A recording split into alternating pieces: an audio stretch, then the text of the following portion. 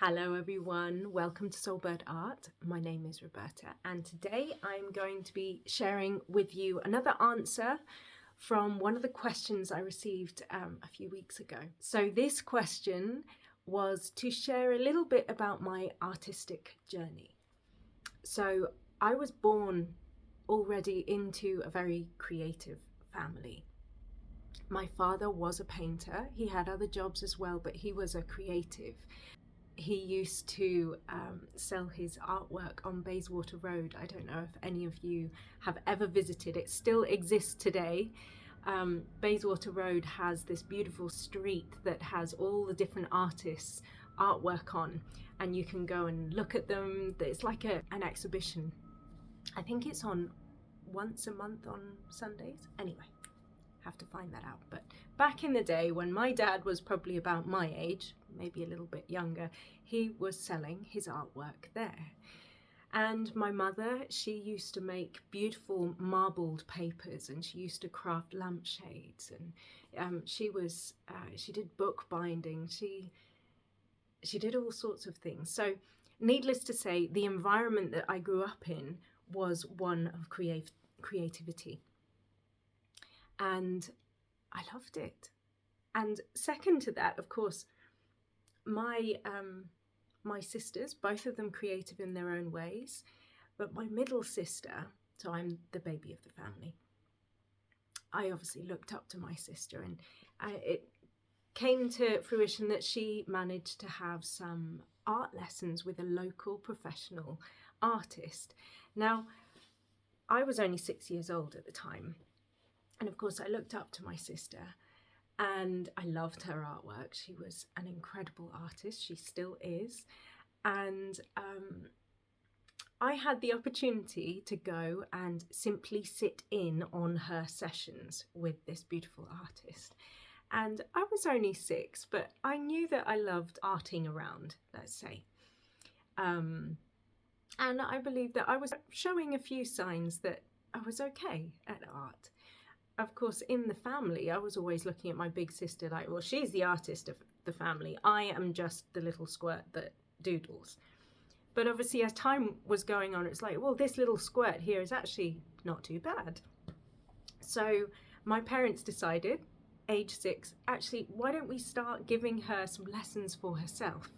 So I was blessed to have these art lessons with my new art teacher. And you know, the first thing I drew with her was an apple. She drew an apple on one side of the sheet of paper and I drew another one on the other. And that was the start of my great love affair with drawing. And I continued loving my art journey all the way through school. I used it really as my form of therapy.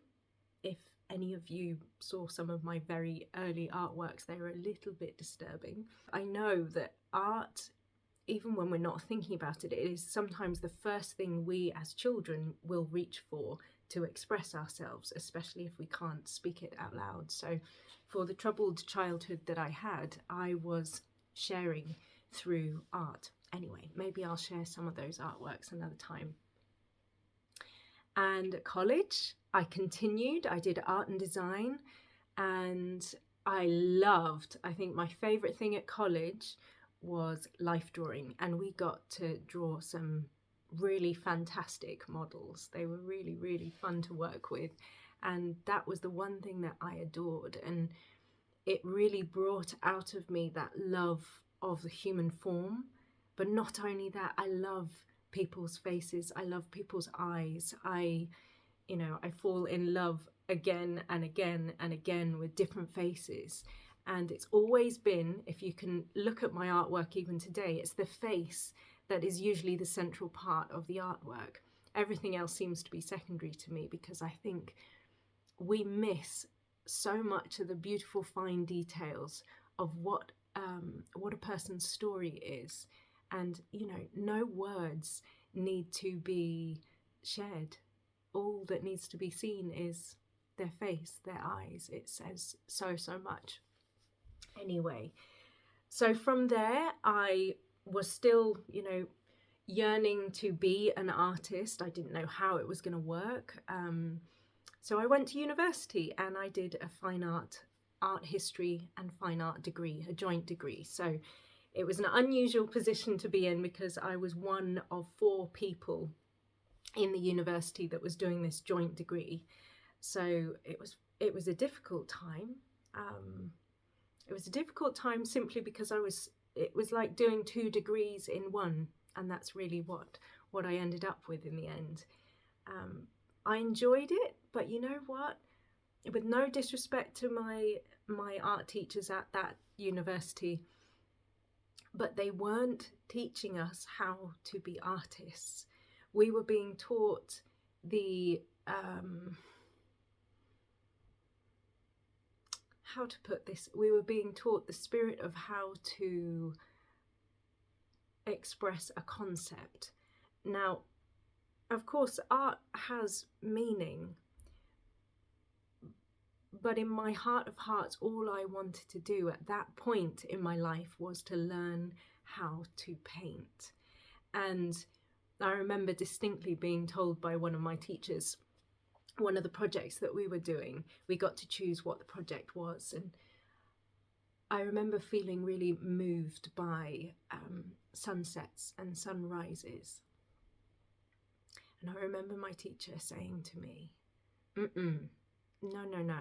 no, you're not going to do boring sunsets, sunrises. This has to be something really deep and conceptual and meaningful. And I thought to myself, and I was very young. I didn't have much of a voice at the time, and I should have said something back. What is more meaningful than the sun rising every single day? We take it for granted. We assume that it's going to rise. Is there not great meaning in actually depicting the sunrise or the sun setting? And I was thinking that some of these teachers that were there, although they were trying to get us to bring meaning to our artwork, actually they were missing the point of life entirely. Anyway, so I didn't do a sunrise project. You should have seen this project that I ended up doing. Maybe that'll be for another sharing another time. It was a project on dysmorphia, morphing the body, mutilation. It was a heavy project, let's put it that way. It was a very heavy project. So if they wanted meaning, they definitely got it out of me. But it wasn't a project that, say, developed my ability to paint.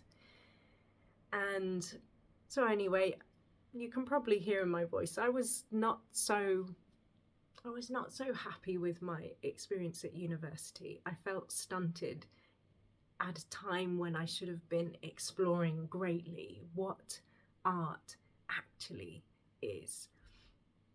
And I lost a little hope after I left university, because I thought, well, the only way I can make a career work as an artist is by becoming a teacher. I thought there must be another way. So, I pondered about becoming a teacher, but I left it. I went into the normal stream of life, and I ended up getting a few beautiful jobs. I ended up managing an incredible crystal shop in Totnes in Devon, which I loved, and that was probably my longest job that I had as a young adult, and I learned a huge amount.